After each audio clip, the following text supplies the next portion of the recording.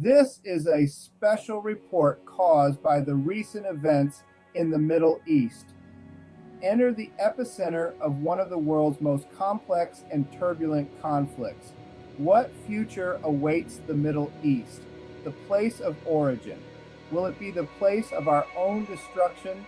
Is Iran and Israel war just the icing on the cake? Will Israel claim the Holy Mount for their temple? In this special episode of our second season, set in the violence following the ceasefire deal that Israel refuses to sign. Instead, we have a much bigger distraction. Netanyahu needs to get his people, and the world focused on something other than his government's actions. He needs to divert attention away from Gaza.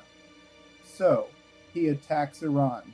I invite you to join me as I unravel the chaos in the Middle East and probe its far-reaching implications.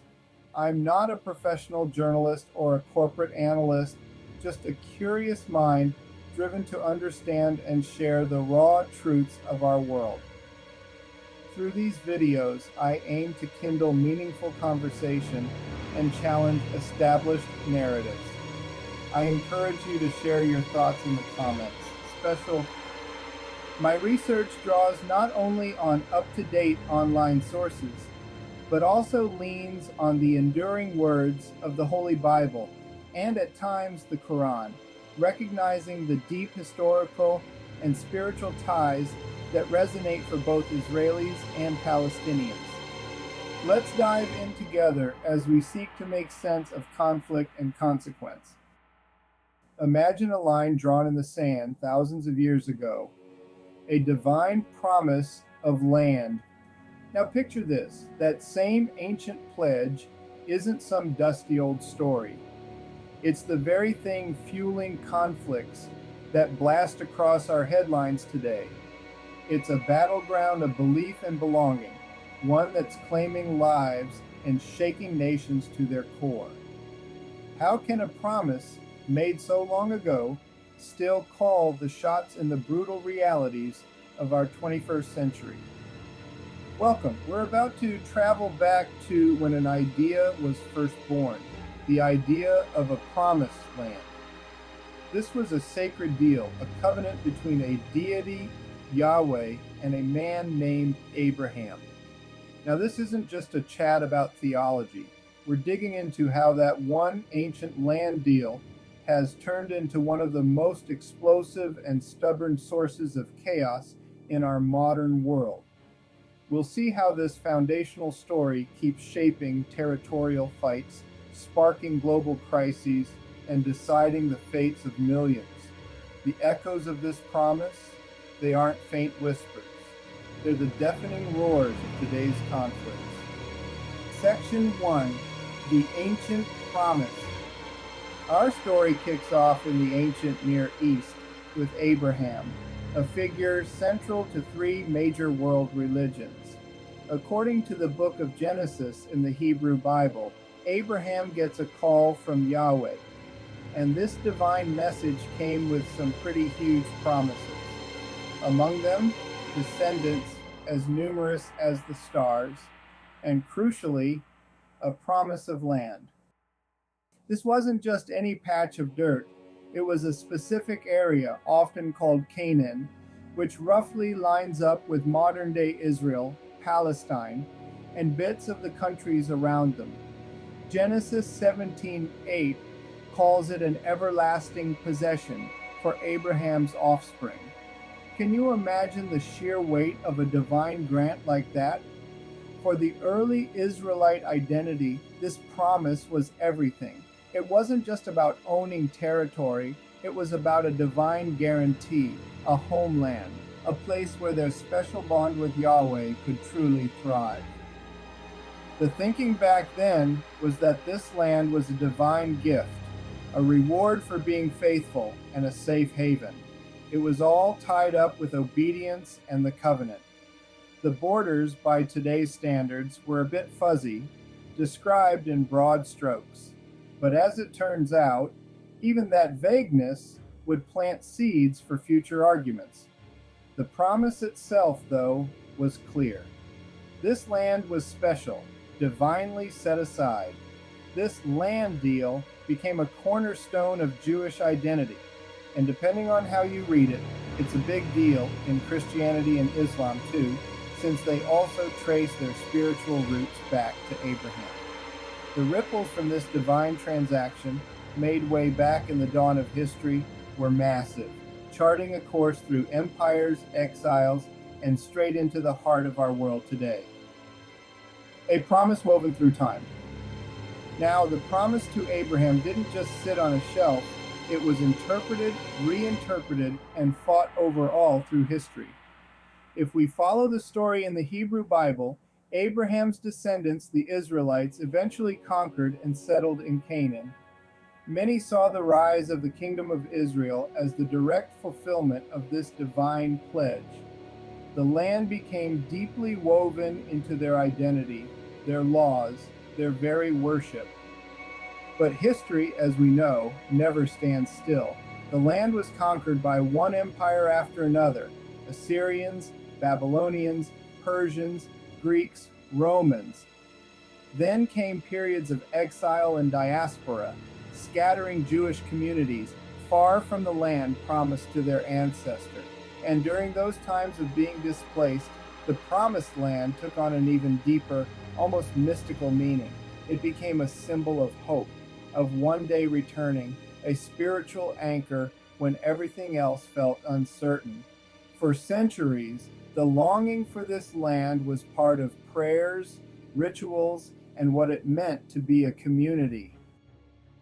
When Christianity and later Islam arrived, they added new layers to the land's significance. Christians, while often seeing the promised land more spiritually, maybe as a metaphor for salvation or heaven, also knew its historical importance as where Jesus lived and taught. Some Christian views, especially much later, would take this in a more literal geopolitical direction.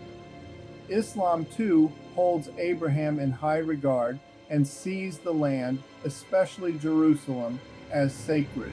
But instead of bringing everyone together, this shared reverence often just added more threads to the already tangled web of claims and counterclaims. As the centuries rolled by, these ancient stories kept echoing. In the late 19th and early 20th centuries, the rise of the Zionist movement gave that old promise a new political charge. For Zionists, returning to Zion, to the promised land, wasn't just a spiritual dream, it was a practical need, a way to escape persecution and set up a national homeland for Jewish people. They pointed directly to the biblical story of the land promised to Abraham and his descendants as a key reason for their goals. This modern political movement, fired up by an ancient religious promise, was setting the stage for a whole new era of conflict. The land deal wasn't just a theological idea anymore. It was becoming a real-world political plan, and it was about to crash into the people already living there, people with their own deep ties to the very same land. The inheritance of conflicts. What Scripture says about Ishmael's covenant. God's promise to Ishmael is separate yet deeply significant. Genesis 17:20. As for Ishmael, I have heard you. I will surely bless him. I will make him fruitful and will greatly increase his numbers. He will be the father of 12 rulers, and I will make him into a great nation. This verse confirms that while Ishmael did not inherit the covenant land, he did receive a divine promise, blessing, legacy, and the foundation of many nations, often interpreted to include much of the Arab world. Additionally, in Genesis 21, God tells Hagar, I will make the son of the slave into a nation also, because he is your offspring. The 20th century is when that ancient promise really smashed into modern realities, becoming a flashpoint for intense, often violent, conflict. For many Jews, the creation of the State of Israel in 1948 was like a miracle. the fulfillment of that thousands of years old promise to Abraham, a return to their ancestral homeland after so long. But for Palestinians, this same event was the Nakba, or catastrophe, as they were forced from their homes and lands. And right here, the ancient land deal becomes a sharp dividing line. The idea of the Promised Land is a core part of Israel's national story. It's often brought up in political discussions to back up its existence, and more controversially, its policies on settlements in disputed areas like the West Bank. You'll even hear scriptural interpretations used in debates about borders, with some groups believing the modern state has a divine right to lands mentioned in the Bible. For Palestinians, hearing this divine promise used as a reason for political and land claims is a huge problem. They too point to a long, unbroken history in the land, with some even tracing their roots back to ancient peoples like the Canaanites. The story of an exclusive divine grant to one group directly challenges their own rights, their history, and their dreams of a nation.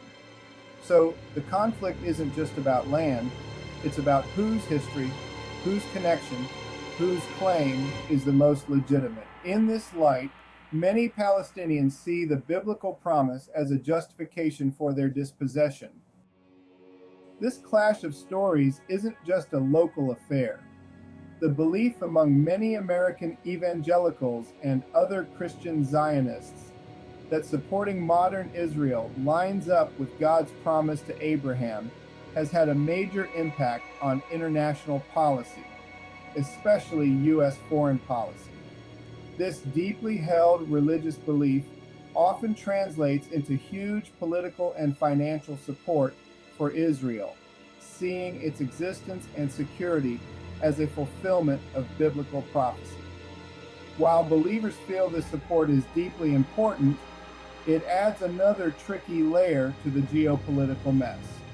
One side sees it as vital backing, the other sees it as biased meddling that just keeps the conflict going. Even modern biblical scholarship offers different takes. Many scholars warn against taking ancient land promises literally and applying them to today's nation states, pointing out that these texts were shaped by the politics of their own times. Some stress that the promise in the Bible often came with conditions, that keeping the land was frequently tied to living righteously and following God's laws. These theological and ethical debates are ongoing, but on the ground, that ancient promise is still used as a powerful justification, feeding a nonstop cycle of claims, counterclaims, and heartbreaking conflict. Echoes in the modern world, the human and geopolitical cost. The fallout from this ancient land deal, as it's interpreted and fought over today, is massive. It's shaping the lives of millions and sending shockwaves of instability around the world. The human cost? It's staggering. Generations have grown up knowing only conflict, displacement, and constant uncertainty. Families have lost homes, their ways of making a living, and worst of all, loved ones. The everyday lives of people in the region are deeply scarred by these land disputes and political tensions, so much of which come from these competing claims rooted in that ancient promise. But it's not just about the immediate human tragedy. Invoking the Promised Land fuels a geopolitical fire that's incredibly hard to put out. It turns what could be a territorial dispute into a zero-sum game, where any compromise can feel like a betrayal of a divine command or a historical right. This makes finding diplomatic solutions unbelievably tough, because people's core identities and deeply held beliefs are all tied up in the land. And this influence stretches far beyond the Middle East. As we've touched on, the strong backing for Israel from large parts of the evangelical Christian community, especially in the U.S., clearly affects foreign policy decisions, aid money, and diplomatic positions. This support often comes from a theological reading that sees modern Israel as the direct fulfillment of biblical prophecy about the Promised Land, while those who support it see it as standing with God's chosen people. It can really complicate efforts for neutral peacemaking because some Arab and Muslim nations see it as an inherent bias. What's more, extremist groups on various sides of the conflict twist these religious narratives to justify violence and reject any idea of peaceful coexistence, claiming God is on their side. The fact that sites in this land are sacred to Jews, Christians, and Muslims means that any little spark of conflict can quickly blow up, pulling in wider religious and political sympathies and making regional tensions even worse. The Promised Land isn't just a piece of real estate. It's a pressure cooker of faith, identity, and power. And the struggle over it keeps demanding a heavy price in human suffering and global stability. Even recent efforts like the Abraham Accords, which aim to normalize relations between Israel and some Arab nations by focusing on shared interests like security and economy, can't fully sidestep the core issue. The land and its ancient promise remain a profoundly sensitive and powerful force. Getting a handle on these deep historical and religious roots is pretty vital if we want to make any sense of the conflicts that are constantly in our news. If this journey has given you a new angle to think about, why not subscribe and share this video?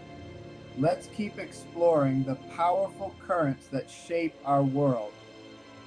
Conclusion. From a divine word spoken in ancient times to the very center of 21st century chaos, the idea of the Promised Land shows just how lasting and often dangerous our foundational stories can be. An ancient covenant, a land deal struck thousands of years ago, isn't just something for theologians to debate. It's a living, breathing force in modern geopolitics. It directly fuels land disputes and shapes the lives of millions. We've seen how this promise has been interpreted, fought over, and called upon through the ages, leading to the incredibly complex and explosive situation we see today. Understanding all this isn't about pointing fingers, and it's definitely not about downplaying anyone's deeply held beliefs. It's more about recognizing the profound and often tragic ways that these ancient legacies keep crashing into our present. The chaos is real, the human cost is undeniable, and at the very heart of it all lies an ancient promise, a stark reminder of how deeply the past can still set the present on fire. The echoes of this ancient promise continue to shape our world. Reflecting on its power is crucial for understanding today's conflicts. Thank you for joining us on this episode of Flashpoint Gaza. As we reflect on these pressing global issues, let's remain committed to staying informed, thinking critically, and fostering meaningful dialogue. Your engagement matters. Be sure to like, share, and subscribe to the channel for more thought-provoking analyses and discussions. Together, we can uncover deeper insights into the complexities of our world. Until next time, take care and stay empowered.